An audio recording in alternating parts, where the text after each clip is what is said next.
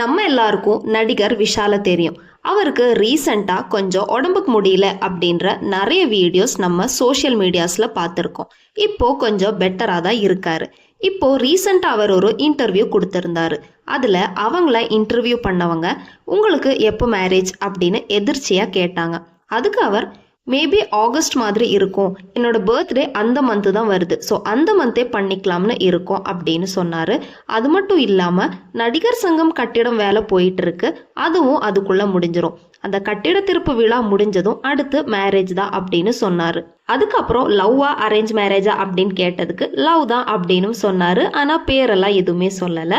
நடிகர் சங்கம் கட்டிட திறப்பு விழா நடக்காம நான் மேரேஜ் பண்ணிக்க மாட்டேன் அப்படின்னு சொன்னார்.